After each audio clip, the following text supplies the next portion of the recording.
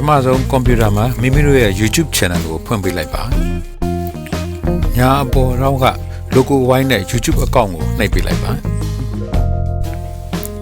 pop-up menu လေးကြာလာပါလိမ့်မယ်အဲ့ဒီထဲက YouTube Studio တဲ့ကိုဝင်လိုက်ပါအခုလိုစာမျက်နှာလေးကြာလာပါလိမ့်မယ်မိမိ channel ရဲ့ channel dashboard စာမျက်နှာလေးဖြစ်ပါတယ်ကိုဖန်တီးထားတဲ့ video file လေးကိုတင်ရမှာဖြစ်တဲ့အတွက် create ကိုနှိပ်ရပါမယ်ပေါ်လာတဲ့ pop-up menu တွေက video တင်မှာဖြစ်တဲ့အတွက် upload video ကိုနှိပ်ရပါမယ်ဒီလိုစာမျက်နှာလေးထပ်ပြီးပေါ်လာပါလိမ့်မယ်ဘယ် file ကိုတင်မှာလဲအဲ့တော့အဲ့ file ရှာဖို့အတွက်ကို select file ကိုနှိပ်ပေးရမှာဖြစ်ပါတယ်မိမိတင်လို့တဲ့ file ဘယ်မှာတင်ထားလဲ save လုပ်ထားလဲအဲ့ file ကိုရှာရမှာဖြစ်ပါတယ်ကိုတင်ထားတဲ့ file တွေ့ပြီးအဲ့ဒီ file ကိုတင်ကျင်တယ်ဆိုရင်တော့အဲ့ဒီ file ကို select လုပ်ပေးရမှာဖြစ်ပါတယ်ပြီးရင် open ကိုနှိပ်ပေးလိုက်ပါဒီလိုဆိုရင်တော့မိမိရွေးပြီးတင်ပေးလိုက်တဲ့ video file ကို YouTube ပေါ်ကို upload လုပ်ပြီးတော့တင်နေပါပြီဒါက detail ဆိုတဲ့ပထမစာမျက်နှာဖြစ်ပါတယ် file ရဲ့နာမည်က how to download Facebook video to iPhone iPad ဖြစ်ပါတယ်အဲ့ဒီအတိုင်းပဲ detail မှာလာပြီးပေါ်ပါတယ်အဲ့တော့ detail မှာပေါ်တဲ့အတိုင်းပဲအပေါ်ခေါင်းစဉ်မှာလည်းပဲလာပေါ်မှာဖြစ်ပါတယ် detail ထဲမှာခေါင်းစဉ်ရေးဖို့အတွက်စလုံးအလုံး100ပေးထားပါတယ်အလုံး100ကျော်လို့မရပါဘူးနားလည်လွယ်ပြီးခေါင်းစဉ်ကြည့်တာနဲ့ဘာအကြောင်းလဲသိနိုင်တဲ့စလုံးမျိုးရွေးချယ်သင့်ပါတယ်အောက်ကအစိမ်းအောင်အကွက် description ကွက်မှာတော့မိမိတင်မဲ့ဗီဒီယိုအကြောင်းကိုအချင်းချင်းဖော်ပြပေးရပါတယ်တချို့ကျတော့ဗီဒီယိုအကြောင်းအနှစ်ချုပ်ပြီးတော့အရင်တင်ထားတဲ့ဗီဒီယိုကြည့်လို့ရအောင် link တွေပါထည့်တယ်တချို့ကျတော့လည်းမိမိရဲ့ YouTube channel link တွေပါကြော်ညာဖော်ပြတတ်ပါတယ်ကွန်ပျူတာမှာ Zoji ဖောင်းရော Unicode ဖောင်းရောနှမျိုးလုံးတွဲသုံးလို့ရအောင်ဒီစာမျက်နှာကိုပါပူးတွဲဖွင့်လှစ်ပြီးတော့အသုံးပြုထားပါတယ်အခုလို description မှာလိုအပ်တဲ့အကြောင်းအရာများဗီဒီယိုအကြောင်းအရာများကိုဖြည့်ဆွတ်ပြီးတော့ရေးသားလိုက်ပါတယ်အောက်မှာ channel ရဲ့ keyword ဖြစ်တဲ့ Kantkaw knowledge sharing ဆိုတဲ့စလုံးကိုပါရိုက်ထည့်လိုက်ပါတယ် detail တဲ့ခေါင်းစဉ်ထဲမှာစလုံးတွေထပ်ဖြည့်ဖို့အတွက် copy ယူပါတယ်ဖြည့်လိုက်တဲ့ခေါင်းစဉ်စလုံးကအလုံး100ကျော်သွားပြီဆိုတဲ့အကြောင်းသတိပေးနေပါတယ်ဒါကြောင့်မလို့တချို့စလုံးတွေပြန်လျှော့ရမှာဖြစ်ပါတယ်အဲ့တော့အလုံး100အတွင်းဝင်အောင်ကျွန်တော်ပြန်ပြီးတော့ပြင်လိုက်ပါမယ်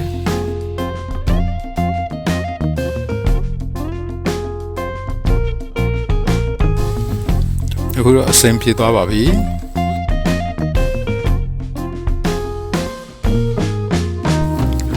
အောက်ကတန်းဒီမှာလည်းဗီဒီယို upload လုပ်နေတာဘယ်လောက်ရာခိုင်နှုန်းရှိနေပြီဘယ်နှမိနစ်ကြာသေးတယ်ဆိုတာလည်းပြနေပါတယ်ဗီဒီယို upload ပြီးသွားရင်တော်နေကြဒီနေရာမှာဒီဗီဒီယိုရဲ့ thumbnail ခေါ် cover photo ကိုတင်ပေးရမှာဖြစ်ပါတယ်အောက်ဆင်းသွားလိုက်ပါကလေးတွေအတွက်ကိုဒီဗီဒီယိုလုပ်ပေးထားတာမဟုတ်ဘူးဆိုရင်တော့ဒီအမှတ်လေးနှိပ်ပေးခဲ့လိုက်ပါ YouTube စီမင်းနဲ့ပါနေလို့ပါ more option နဲ့ဆက်ဝင်လိုက်ပါ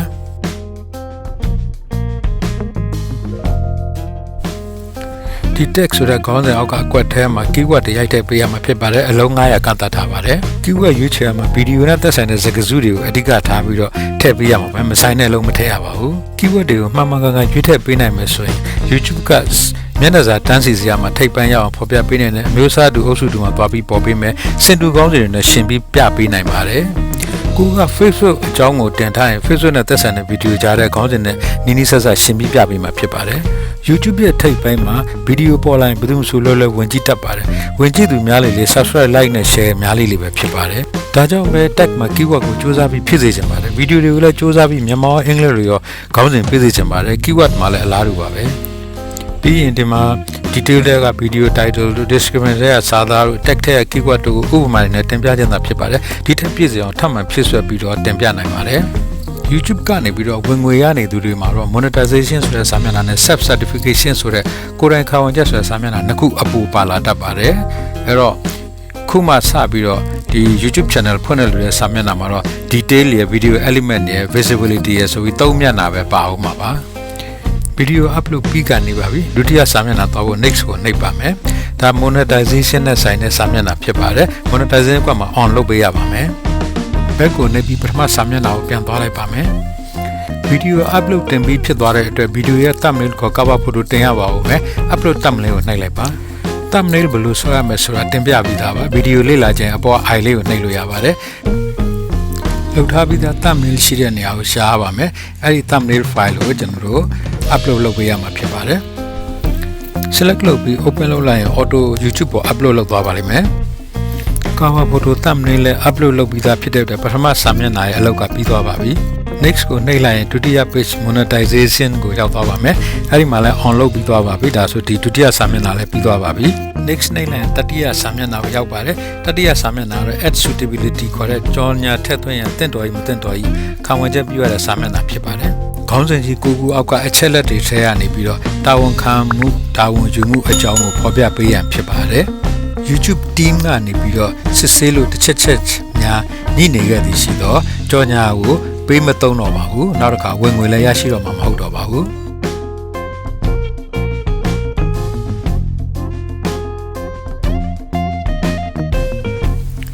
တမအချက်လက်တွေညီစွန်းခြင်းရှိမရှိသေးချာ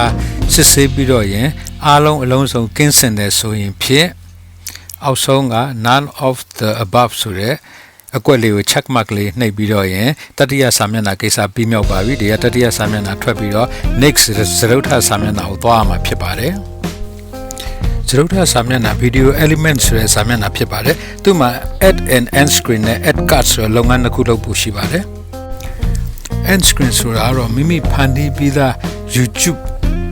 ဗီဒီယိုများကို YouTube ဗီဒီယိုဆုံးကနေမှာကြော်ညာထည့်သွင်းပေးတဲ့ကဏ္ဍဖြစ်ပါတယ်